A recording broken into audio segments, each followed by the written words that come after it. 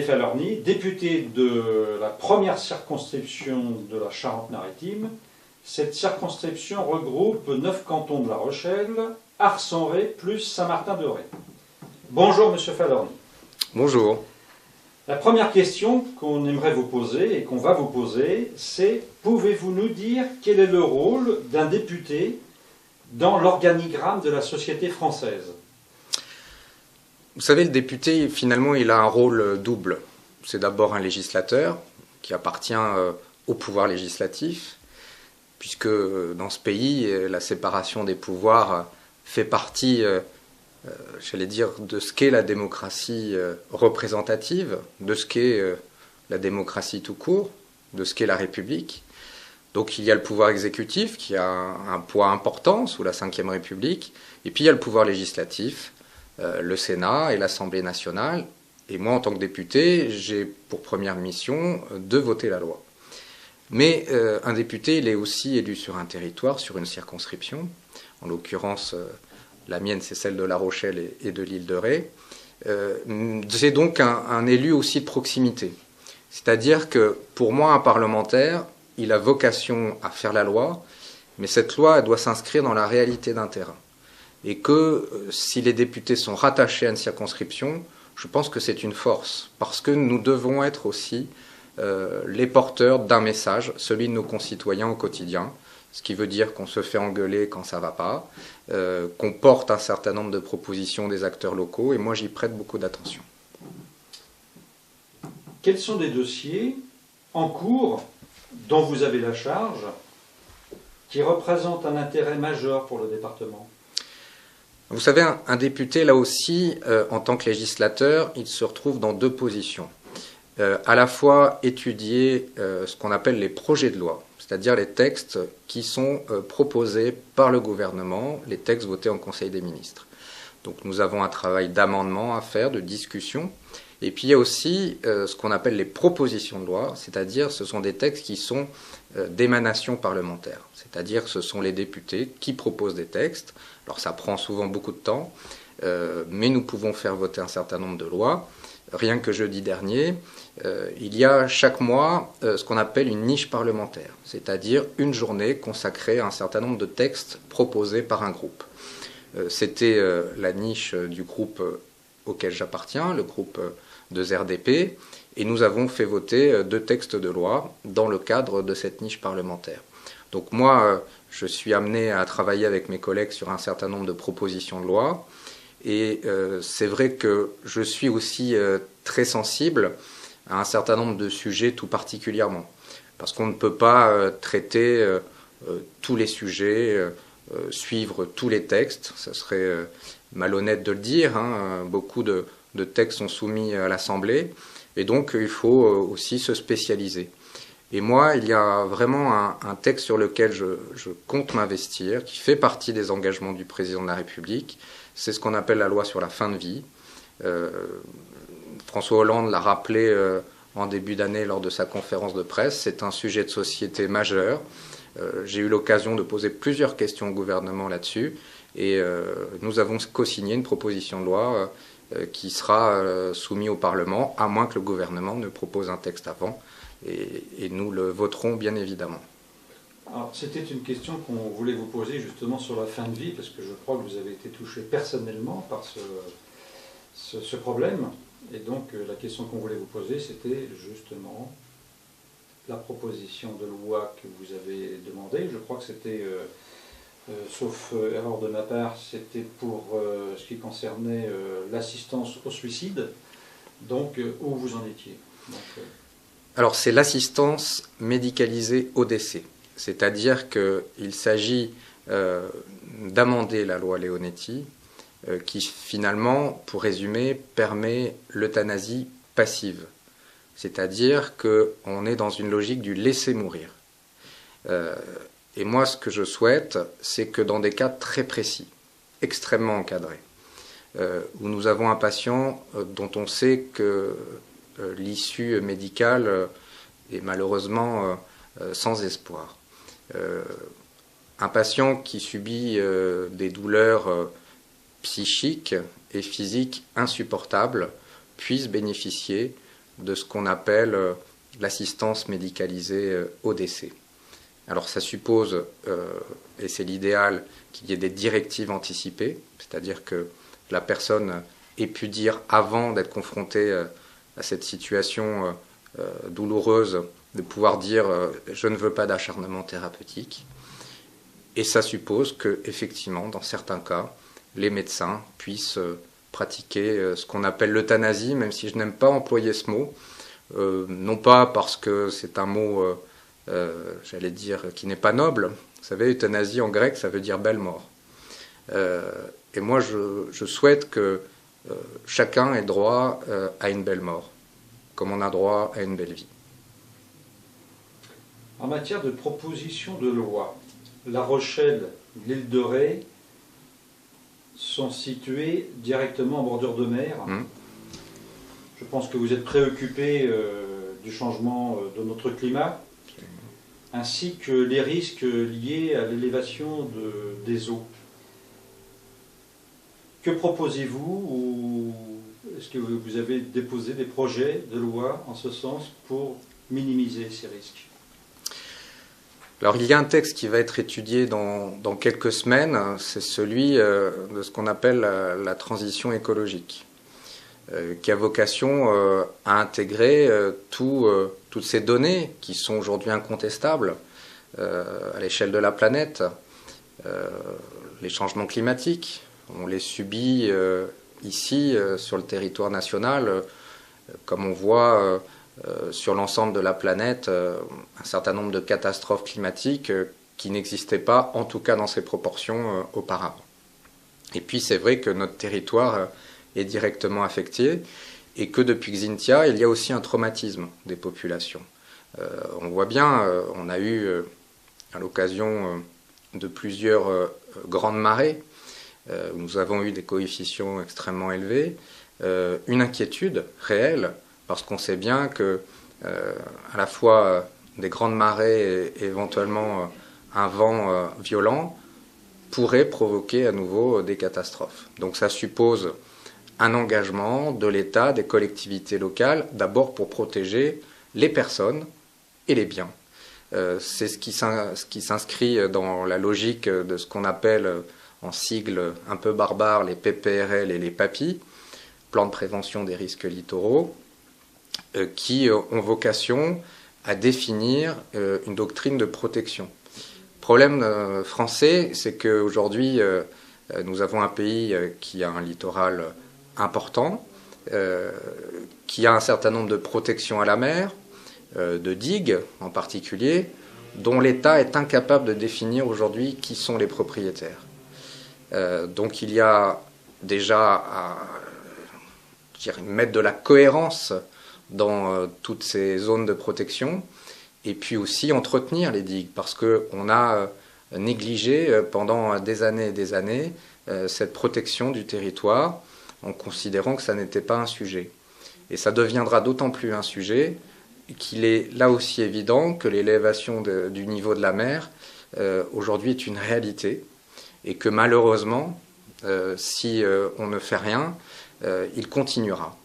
Et ça aura forcément des conséquences pour notre territoire. Alors la difficulté, elle est néanmoins de faire en sorte que ceux qui habitent sur le littoral, qui y sont déjà installés, soient protégés. Et ça suppose aussi que dans les politiques d'urbanisme à venir, on soit extrêmement prudent pour ne pas revivre des situations comme on les a vécues par exemple à la Faute-sur-Mer, où on a créé une digue immobilière, c'est-à-dire on construit en bord de mer, dans une zone submersible, on construit une digue en croyant que ça va protéger, et puis au moment Xynthia, on a des dizaines de morts parce que la protection aura été insuffisante. Donc il faut à la fois être extrêmement volontariste sur la protection à la mer et faire en sorte d'être plus prudent dans l'urbanisme, même si je tiens à souligner que sur l'île de Ré comme sur le territoire rochelais, il y a eu vraiment une attention assez forte à ne pas faire n'importe quoi sur notre littoral. D'après vous, quels sont les enjeux économiques prioritaires des cantons dont vous avez la charge ? Vous savez, le développement économique, il doit être, comme partout sur notre territoire national, une priorité. Malheureusement, nous ne sommes pas épargnés par le chômage, même si nous sommes sur un territoire qui est dynamique. À l'échelle du département, c'est vrai que le moteur de l'activité économique, il est sur La Rochelle et son agglomération. L'enjeu, c'est de faire en sorte que les entreprises s'installent à La Rochelle et qu'elles y restent. Ça suppose des infrastructures. Quand Michel Crépeau a permis au TGV de relier Paris à La Rochelle en 3 heures, ça a apporté évidemment des atouts considérables pour le développement économique de La Rochelle. Que nous ayons un aéroport à proximité, c'est un atout. Et puis la dimension, j'allais dire emblématique de La Rochelle, contribue aussi à faire en sorte que des entreprises s'installent. J'évoquais il y a quelques jours l'installation d'une belle entreprise qu'est Léa Nature qui s'est installée à Périgny. M. Kloboukov, son directeur, expliquait qu'il était venu à La Rochelle il y a une quinzaine d'années parce que La Rochelle avait une image environnementale forte. Donc il faut faire en sorte que les entreprises soient bien accueillies sur notre territoire, que nous prêtions attention aux PME, parce que l'emploi, il viendra des PME. La croissance de demain, ce sont les PME qui la feront. Et puis faire en sorte que sur des territoires comme l'île de Ré, par exemple, nous puissions permettre aux artisans, aux petits commerçants, mais aussi à ceux qui travaillent dans ce qu'on appelle les activités primaires, ostréiculture, viticulture, les marais salants, tout ce qui contribue aussi à l'activité de ce territoire et qui en font la richesse, de pouvoir continuer à exister, et ça suppose une vie permanente. Une vie permanente, c'est-à-dire que notre territoire est un territoire attractif en matière de tourisme, mais qui doit être aussi un lieu de vie et d'activité économique, j'allais dire, toute l'année. On voit bien le rôle important que vous avez dans la société française en participant à l'élaboration des lois, mais vous avez aussi un rôle à jouer auprès des citoyens. Comment faites-vous pour les rencontrer, ces citoyens ? J'ai souhaité d'abord avoir une permanence dédiée à ma fonction de député. C'est-à-dire qu'ici, ce local est ouvert toute la semaine, du lundi au samedi. J'ai recruté 3 collaborateurs parlementaires qui travaillent ici à plein temps, qui reçoivent les citoyens. La porte est ouverte, donc tout le monde peut venir. D'ailleurs, nous sommes amenés à répondre autant qu'il est possible aux différentes questions qui nous sont posées. Parfois, les gens viennent me voir sur des questions qui ne relèvent pas directement du rôle d'un parlementaire, mais nous sommes à l'écoute. Et comme je vous le disais en préambule, je considère que le rôle d'un parlementaire, c'est d'écrire la loi, de la voter, mais on ne vote bien la loi, on écrit bien la loi que lorsqu'on a les 2 pieds ancrés sur la réalité de son territoire. Et je prête beaucoup d'attention à travers les rendez-vous que j'ai, les rencontres que je peux avoir aussi sur la circonscription avec des associations, avec des citoyens, pour faire remonter un certain nombre de remarques, de critiques et d'encouragements, pour faire en sorte que ce travail d'amendement, ce travail d'écriture de la loi, soit plus en réalité avec l'attente des citoyens. Vous avez également des contacts avec les responsables de collectivités, municipalités et autres. Comment ça se passe exactement, ces relations ? C'est une relation qui est très importante parce que nous sommes évidemment liés sur nos politiques publiques.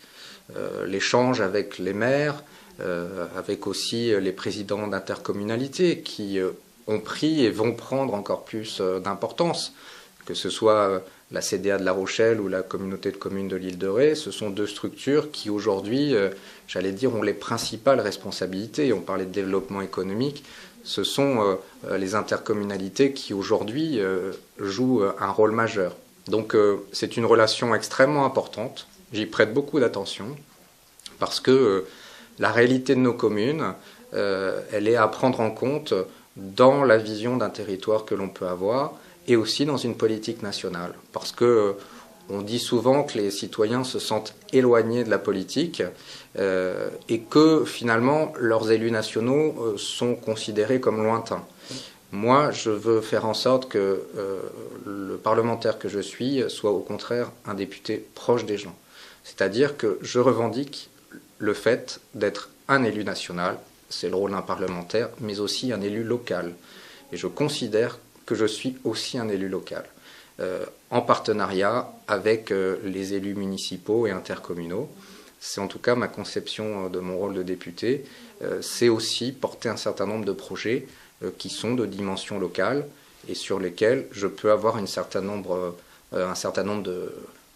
d'actions, de marge de manœuvre, parce que j'ai la chance, en tant que député, de voir les ministres chaque semaine à l'Assemblée. Souhaitez-vous vous exprimer sur un sujet qui vous tient particulièrement à cœur, ou avez-vous un message fort à faire passer ? Vous savez, quand je vois aujourd'hui ce qui se passe en Ukraine, quand je vois ce qui s'est passé il y a quelques mois au Maghreb, j'ai envie de dire aux citoyens français et peut-être aussi aux citoyens rochelais, qui parfois se disent que la politique ne sert à rien, que les politiques sont des corrompus, sont des feignants, que la démocratie, elle est fragile, que la démocratie, elle s'est conquise parfois dans le sang, qu'il y a un peu plus de 60 ans, il y a des jeunes hommes et des jeunes femmes qui sont morts pour faire en sorte que nous vivions en paix et en liberté. Donc nous sommes à quelques mois d'échéance européenne et l'on voit qu'en Ukraine, on se bat pour la démocratie et aussi pour pouvoir intégrer cet espace de paix et de liberté que représente l'Union européenne. Ne l'oublions pas. Et puis nous allons voter dans 3 semaines pour les élections municipales. Ça concerne la vie de chacun. Et je crois qu'aller voter, c'est pas simplement un geste civique, c'est important. Voter, c'est un devoir. Mais c'est surtout aussi affirmer le fait que nous sommes dans une république, nous sommes dans une démocratie. Tout cela n'est pas arrivé comme ça, tombé du ciel. C'est le combat, c'est un combat de siècles et de siècles, mais qui a été encore un combat mené il n'y a pas si longtemps. Et il y a beaucoup de peuples qui aimeraient pouvoir mettre un bulletin dans une urne. Ne l'oublions pas. Merci d'avoir répondu à nos questions. Merci à vous.